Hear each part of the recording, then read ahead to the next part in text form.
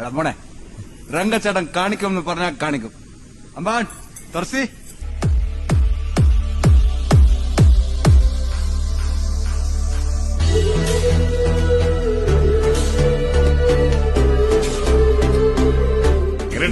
കൊള്ളാം മോനെ പൊടിക്കും.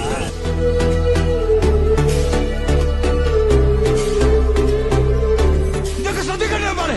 ശ്രദ്ധിക്കുന്നുണ്ടോ?